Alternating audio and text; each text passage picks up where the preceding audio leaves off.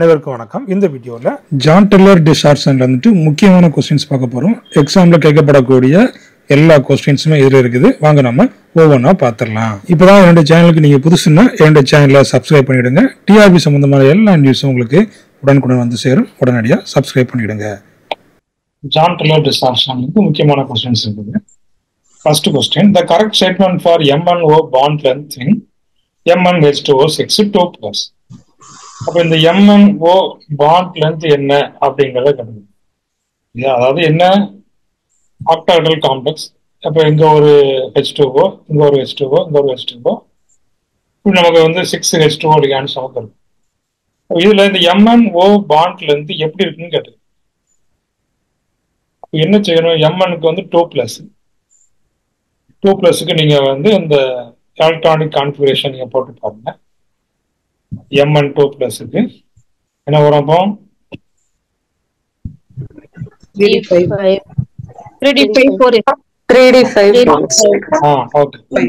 நமக்கு வரும். ஏன்னா வந்து S2 இருக்கும், 2+ இருக்கும்போது என்ன செய்வாங்க, அந்த 2 எலக்ட்ரான் நமக்கு போயிடும். இப்போ இது வந்துட்டு எப்படி எலக்ட்ரானிக் கான்ஃபிகரேஷன் எப்படி சிமெட்ரிக்கலா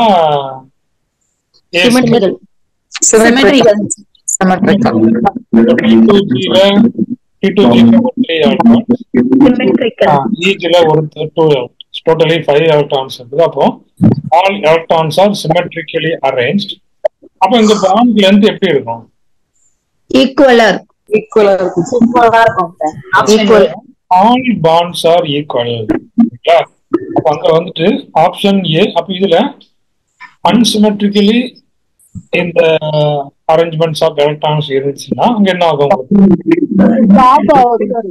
உங்களுக்கு வந்துட்டு என்ன ஆகலாம்? உங்களுக்கு எலாங்கேஷன் ஆகலாம். எலாங்கேஷன் நம்ம என்ன சொல்லலாம்? கம்ப்ரஷன் நம்ம சொல்லலாம். இதுல பாருங்க MnH2O6 2+.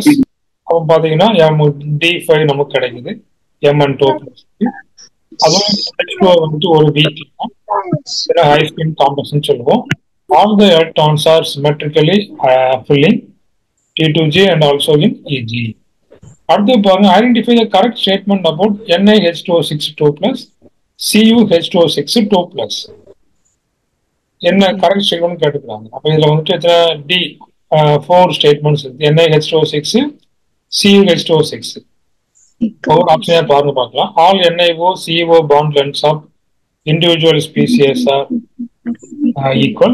NiO CO equatorial, இது CO equatorial. Bond lengths are shorter than NiO axial, CO axial ones respectively. அதுக்கு என்ன செய்யலாம்? இந்த கொஸ்டினுக்கு என்ன பண்ணலாம்? John Teller distortion. அதுதான் ஜான் டெல்லர் டிஸ்டார்ஷன். இந்த என்ன செய்யணும்? Ni2+ எலக்ட்ரானிக் கான்ஃபிகரேஷன் ஃபர்ஸ்ட் எழுதுங்க. D8 1 2 3 பாருங்க. 1 2 3 ரெண்டுமே வீக்லி கேட்டா. அப்ப இங்க வந்து சிமெட்ரிக்கலி அரேஞ்ச்டு இல்லையா? Electrons symmetrically arranged. Cu2+ எப்படி இருக்கும்? அப்போ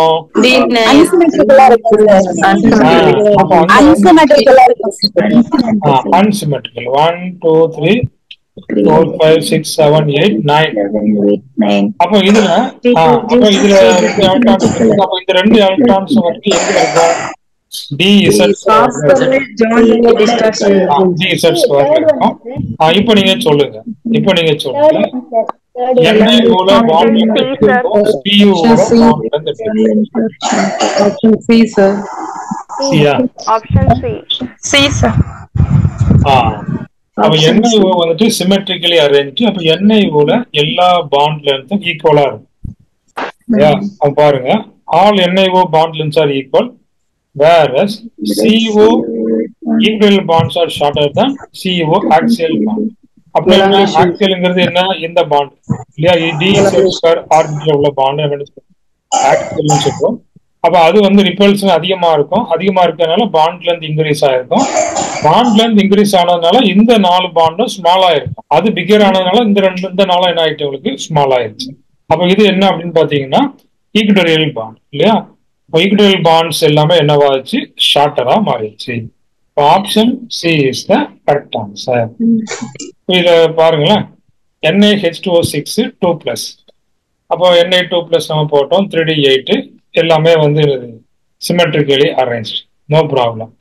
இதுல CuH2O6 2+, அப்ப அங்க என்ன இருக்குது, D10 4s1 C2+னா நம்ம 2 எலக்ட்ரான் ரிமூவ் பண்ணிருங்க, 3D9 இருக்கும். இப்போ அங்க அன்சிமெட்ரிக்கலி ஃபில்லிங் ஆஃப் எலக்ட்ரான்ஸ் இருக்குது. அப்போ அன்சிமெட்ரிக்கலி ஃபில்ட், இந்த ஆக்சியல் பாண்ட் வந்து இன்க்ரீஸ் ஆகுது, இந்த ஈக்குவல் பாண்ட் என்ன ஆயிடுச்சு, ஷார்ட்டரா மாறிடுச்சு. சரிங்களா, பாருங்க. அப்போ all NiO bond lengths are equal. NiOல எல்லாமே எப்படி இருக்குது, ஈக்குவலா இருக்குது.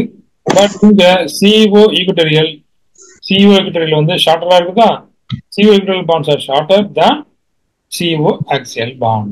Among the following complexes dash show John Taylor discharge. இதுல வந்து John Taylor discharge. Chromium 24, chromium plus, Chromium 2+. P5 is 1, 2, 3. So ஏல இருக்கு. செக் பண்ணி பாருங்க. ஃபர்ஸ்ட் என்ன செய்யணும், கான்ஃபிகரேஷன் இல்லையா, ஏல இருக்கு. ARPs. இது வந்து என்ன வரும், அப்போ இங்க வந்து 4-, அப்போ Cr2+, ஃபர்ஸ்ட் ஒன் Cr2+, அடுத்தது Fe2+, D6 அப்படினா அடுத்தது CO3+, அடுத்தது Mn2+. Option C sir. Option C A and D மா சார். பி வராது சார். பி வராது சார், ஏ வராது. ஏ வரும். Mn2+. BNC symmetric sir. ABC. அதாவது ஜான் டெய்லர் டிஸ்சார்ஜன் எதுல இருக்கும் அப்படின்னு சொல்லி கேட்டுருக்காங்க இல்லையா. இதுல வந்து இதெல்லாம் வந்து எல்லாமே வந்து லோ ஸ்பின், அதை பாத்துடுங்க, எல்லாமே வந்து லோ ஸ்பின். ஆப்ஷன் சி தான். சி தானா, ஓகே, செக் பண்ணி பாத்துருவோம் வாங்க. ஃபர்ஸ்ட் ஒன் பாருங்க, CrCN6, அப்போ Cr2+, 3D4 வருது. அப்போ அங்க என்ன, இது வந்து என்னது, ஸ்ட்ராங் ஃபீல்டு இல்லையா, இப்போ பேரிங் ஆகும், இப்போ அன்சிமெட்ரிக்கலி ஃபீல்டு. அப்போ ஏ கண்டிப்பா வரும். அடுத்து பி பாருங்க, பி என்ன, FeCN6 Fe2+, Fe2+னா 3D6. இப்போ 3D6ல பாருங்க எல்லாமே பேரிங் ஆயிடுச்சா, எல்லா எலக்ட்ரான்ஸும் பேரிங் ஆயிடுச்சு. அப்போ எல்லாமே சிமெட்ரிக்கலா இருக்குது. இப்போ நோ ஜான் டெய்லர் டிஸ்சார்ஜ். அடுத்தது COCN6, அங்கேயும் பாத்தீங்கன்னா CO3+. CO3+ல எத்தனை எலக்ட்ரான் இருக்கும், D6 இருக்குது. அப்ப இங்க வந்து கம்ப்ளீட்லி என்ன ஆகுது, இங்க சிமெட்ரிக்கலா இருக்குது, எல்லாமே 6 எலக்ட்ரான்ஸ்க்கு எல்லாமே சிமெட்ரிக்கலி அரேஞ்ச். இங்கேயும் என்ன கிடையாது, ஜான் டெய்லர் டிஸ்சார்ஜ் கிடையாது. அடுத்து இங்க பாருங்க Mn2+, Mn2+ என்ன வரும், D5. அப்ப மேல போக 2 எலக்ட்ரான்ஸ் எங்க வந்துருச்சு, வந்துருச்சா. அப்ப பாருங்க அன்சிமெட்ரிக்கலி ஃபீல்டு என்ன சொல்றோம். அப்ப இது வந்துட்டு இங்க ஜான் டெய்லர் டிஸ்சார்ஜ் கண்டிப்பா இருக்கும். So option C, A and D is the correct answer. சரிங்களா, அது consider the following statement for octahedral complexes. என்னெல்லாம் பாருங்க, CrF6 CrOH thrice, அடுத்தது CrEn thrice 3+. இதுல கரெக்ட் ஸ்டேட்மெண்ட்ஸ் ஆர் எதெல்லாம் அப்படின்றத கேட்டுக்கலாம். F6 ஆக்சிலேட்டோ இருக்குது, இது என்னது இருக்குது, மெத்திலின் டையமைன் இருக்குது. ஓனா செக் பண்ணி பாருங்களேன், இந்த ஆப்டிகல் ஐசோமர்ஸ் இருக்குதான்னு பாருங்க. F6ல கண்டிப்பா இருக்காது, எத்திலின் இதுல இருக்கும், ENல இருக்கும், இந்த ஆக்சிலேட்டர் இருக்கும். இந்த ரெண்டுலயும் கண்டிப்பா என்ன இருக்கும், ஆப்டிகல் ஐசோமர்ஸ் இல்லையா. அப்ப they are two of them have optical isomers. அடுத்து ஸ்பின் ஒன்லி மேக்னெட்டிக் மொமெண்ட் இருக்கான்னு பாருங்க. எல்லாத்துக்கும் same spin only magnetic moment. அப்படின்னா என்ன, ஸ்பின் ஒன்லி மேக்னெட்டிக் மொமெண்ட் எல்லாத்துக்கும் அன்பர் எலக்ட்ரான் சேமா இருக்கான்னு பாருங்க. குரோமியம் 3+, குரோமியம் 3+ என்ன வரும், அப்போ D6 D4S2 6, 6ல 3 போயிட்டா 3. அடுத்தது குரோமியம், அடுத்தது பாருங்க குரோமியம் 3+, D3 தான். அடுத்தது D3 தான். அப்ப மூணுமே கண்டிப்பா இருக்கும் இல்லையா, ஸ்பின் ஒன்லி மேக்னெட்டிக் மொமெண்ட் இதுவும் இருக்கும். Optical isomers. BCயும் உள்ளது என்ன, அது பாருங்க. ஆப்ஷன் ஏ இருக்குது, அடுத்தது ஆப்ஷன் சி இருக்குது. இதை நம்ம ரிமூவ் பண்ணிடலாம், இதையும் ரிமூவ் பண்ணிடலாம். சரிங்களா, ஓகே. BCD இல்லைன்னா ABC. அடுத்து நீங்க இதை டி பாருங்க,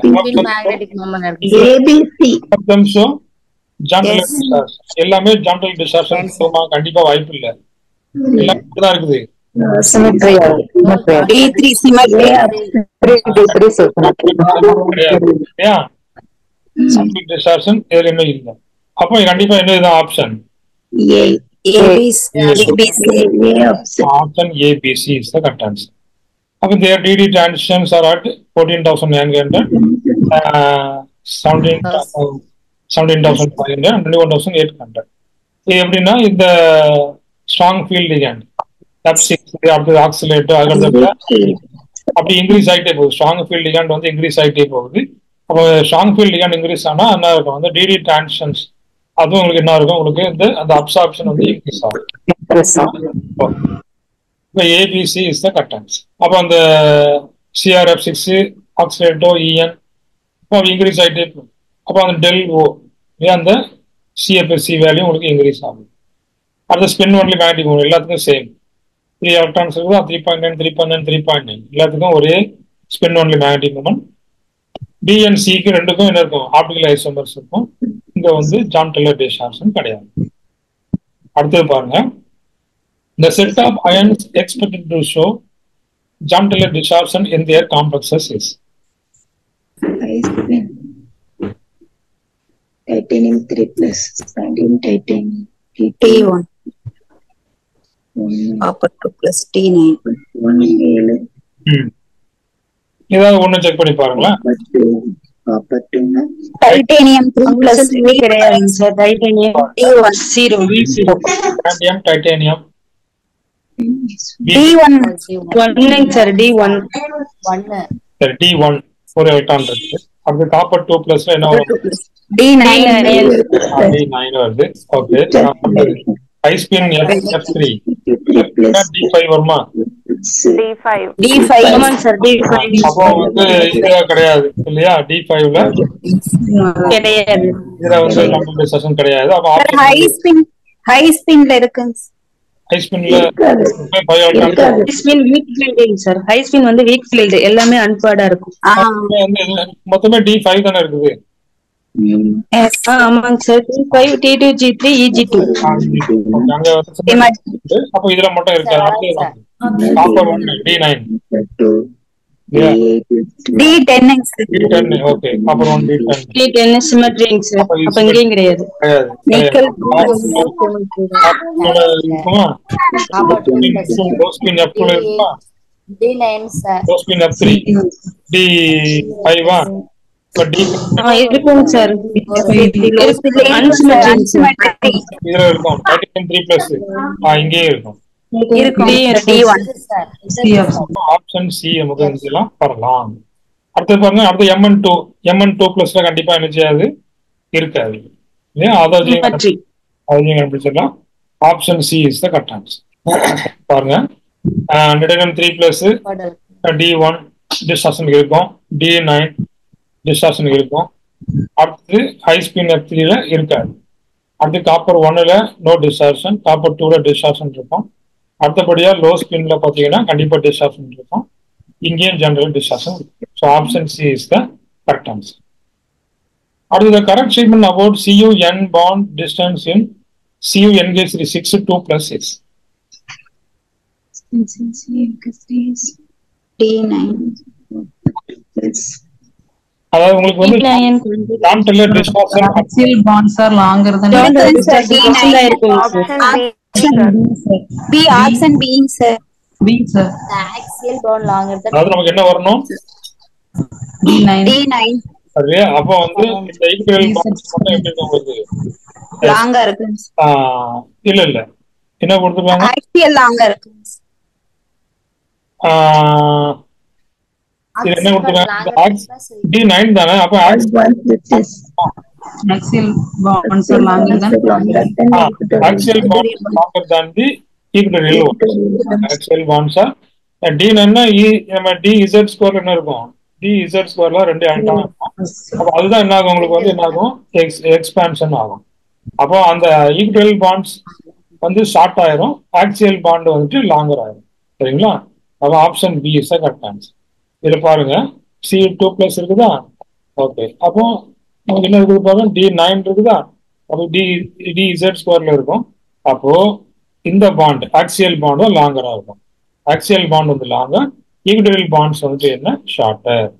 இதுல பாருங்க, அப்போ elongation of CU-N bond in D-Z2 orbital. Option B is the correct answer.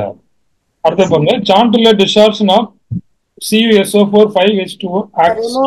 Remove an electronic degeneracy. Remove an electron degeneracy.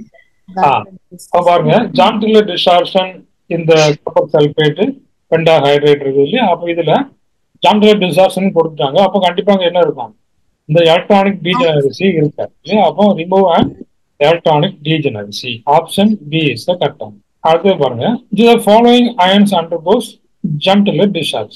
High spin nickel 2+, low spin Fe2+, high spin Fe3+, high spin Cr2+. கண்டுபிடிங்க. Nickel 2+க்கு போட்டு பாருங்க, D8 இருக்கும்.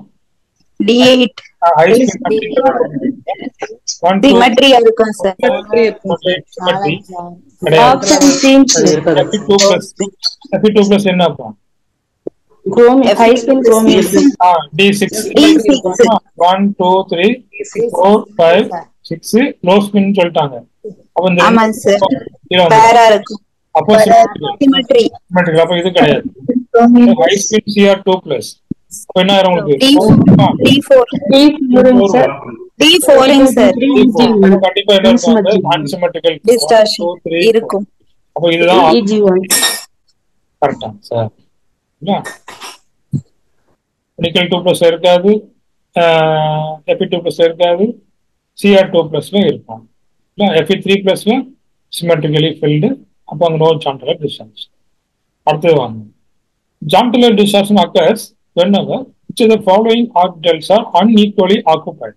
Option C, sir. Option C sir. Option C. DZ2 and DX2 minus Y2. இந்த இதுல electronic configuration differ ஆகுதுன்னா என்ன ஆகும் உங்களுக்கு? Chantler distortion ஏற்படும்.